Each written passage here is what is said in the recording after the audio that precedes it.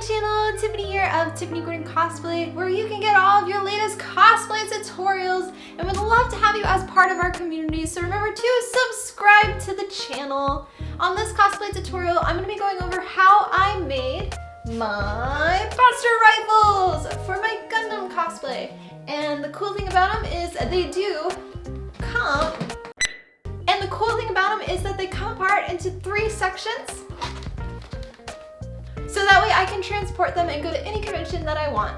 So let's get started. And for making these guns, you're gonna need 2 6 and 10mm EVA foam, Sharpies, 3/4 inch as well as 1 inch CPVC pipes, epoxy, hot glue gun and glue sticks. You're gonna need Costools hole drill, contact cement glue, an X-Acto knife and cutting mat, Dremel, sanding drum, a heat gun, wood burner, and then you're gonna need Plasti Dip, your airbrush paint, masking tape, paint brushes, your sealer, and of course your safety gear, and I'll have links to all of this in the description. And as always, I have a blueprint available on my website, www.tiffanyGordonCosplay.com, and link in the description.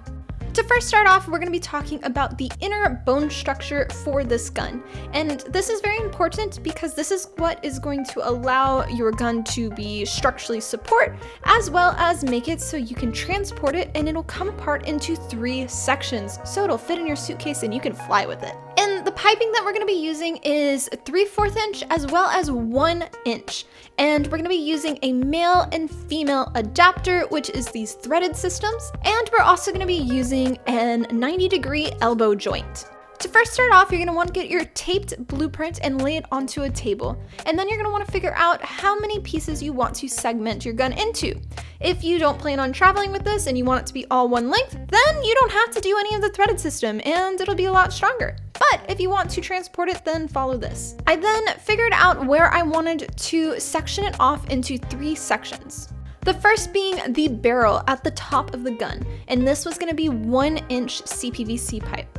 The second section is going to be where the stock is on the gun, and this one also was going to be 1 inch. So you'll want to figure out how much space your threaded system is going to take off, and then figure out the length of those 2 sections. And the bottom part is going to be the last section, and for this one I'm going to be using 3/4 inch CPVC pipe.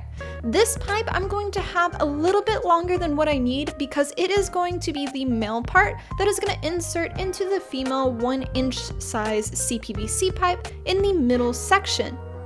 And for this piece, I'm also going to have the 90-degree elbow joint, and this is going to be where the handle part is. This is very important because this gun is very long and very awkward, so you really need a strong structural support in the handle. So I'm going to section it off there, and then I'm going to cut a tiny bit for the CPVC pipe to go inside the handle as well, and this one is also going to be 3/4 inch. Now that you have the length of each of the pipes, you can cut them, and for me, I like to use my jeweler saw with my spiral saw blade, and then cut each one. Then it's time to attach all of your threaded systems and elbow joints. And for this, you will want to rough the edge of the CPVC pipe up with some really tough 120 grit sandpaper. This way, when you go to glue the pieces together using 2-part epoxy, the epoxy has something to grip onto. Then you'll want to wait 24 hours for your epoxy to fully dry, and then you can get to work on the EVA foam parts. Now for the EVA foam parts. And for this, I got my blueprint, and then I got some tracing paper and basically traced out each section of the gun. And for this, I traced them all, for the most part, onto 10mm EVA foam. It just depended on how thick I wanted that section to be. And for the stock section of the gun, I wanted to basically make a box to wrap the CPVC pipe, and for this I traced all of the length of the stock onto 6mm EVA foam. After all of your pieces are traced onto your foam, it's time to heat treat them, and for this you want to use a heat gun and do a heat treat onto all of your pieces. This is going to make it so you don't have to worry about doing it later. And then when that's done, you can cut out each of the pieces using an X-Acto knife. And for those really pesky circle-like pieces, don't try to cut it by hand. Use Costools hole drill kit. And for this, you just put it into the foam and slowly rotate it pushing pressure downward, and then you can pull up and press the button, and then your foam is removed from that section. It's really great. Highly recommend investing in it. Now for assembly, and for this you're going to want to apply contact cement glue to each of the pieces, and you will want to wait for it to fully dry. Also, because there's so many pieces, I highly recommend just getting some masking tape and putting it where you stick it to the table and have the sticky side facing up, and then you place all of your foam parts on this. This will make it so they don't move on you, and it's a lot easier to glue. Then once both sides of your glue are dried, you can slowly start to attach the pieces together. All of these pieces are going to be 2 layers of foam thick, not our 3 layers right now.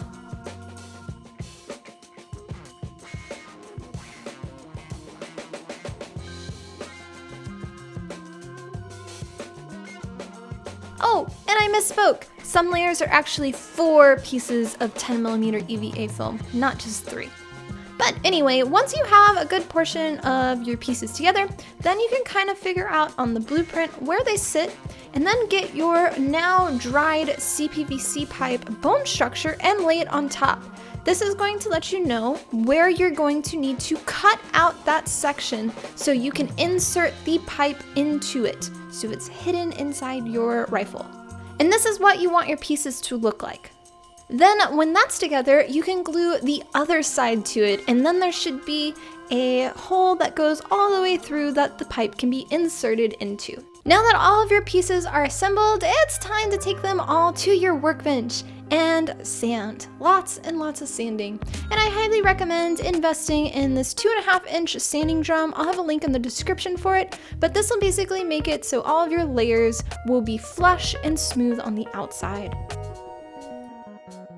And then I like to go back and round the edges for the ones that aren't touching flush to another piece. Now for details, and for some of these pieces they have a little groove-like section into them, and I got my tracing paper to figure out where they were and then used a Sharpie to trace this on. And then with my wood burner and the hot wand attachment tip that is a point, I use that to burn out the section. And then just continued to add some more circle details out of 2mm EVA foam. And once that's done, you can then slowly start to connect all of your pieces together. You will also need to glue some of these pieces around your pipe at this time, so it'll just depend on which piece.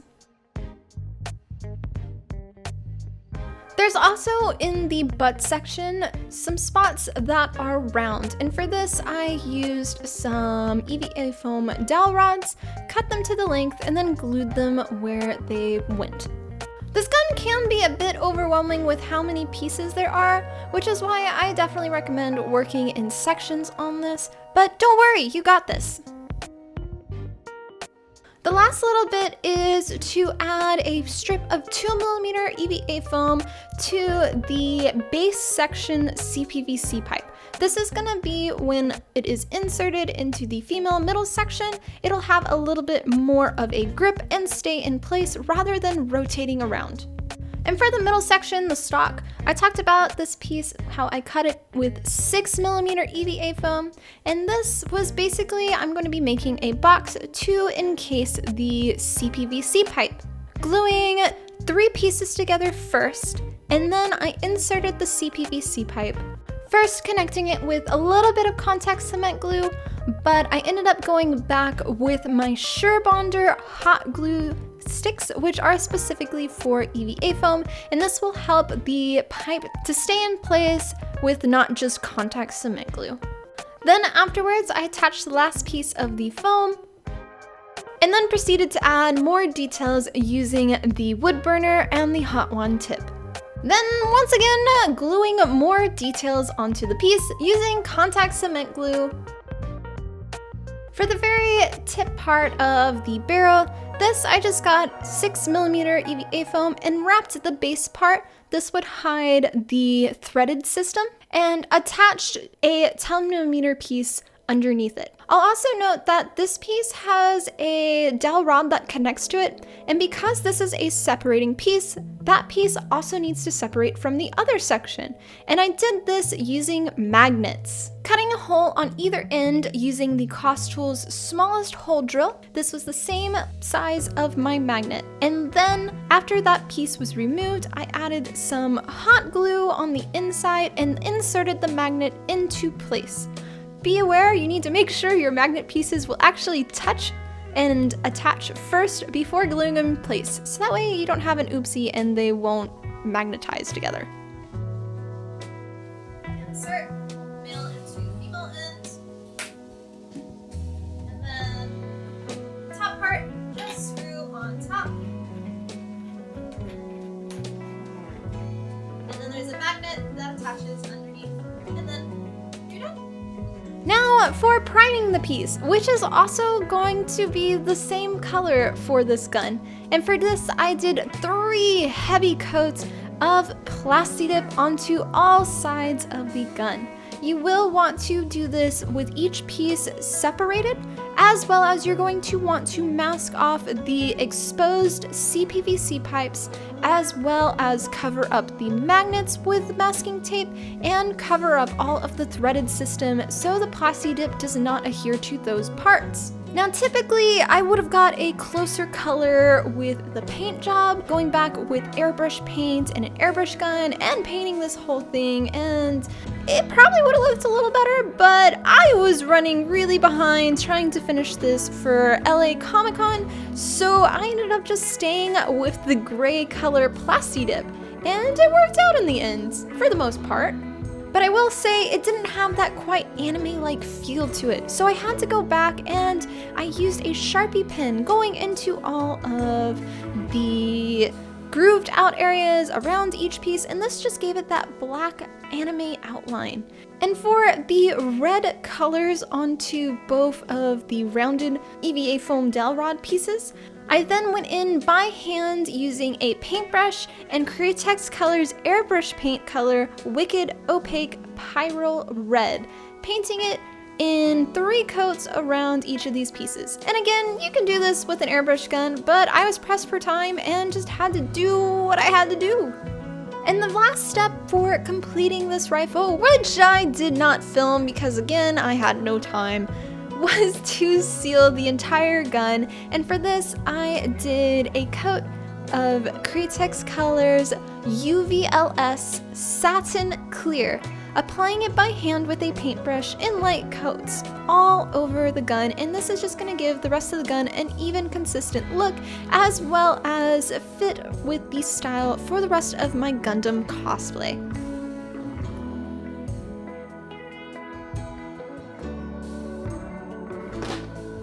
And that, guys, is how I made my Buster Rifle for my Gundam cosplay. And I hope you found this video helpful for your own Buster Rifle build, or maybe for making something similar. But let me know in the comments, I'd love to hear from you. Also, a big reminder to subscribe to the channel. We'd love to have you as part of our community. And a very big thank you to all of my sponsors here on YouTube, as well as all of my members, specifically those legendary members who financially help support me so I can continue doing this as my full-time job. And I will see you for my next cosplay tutorial. So much love, guys. Bye-bye.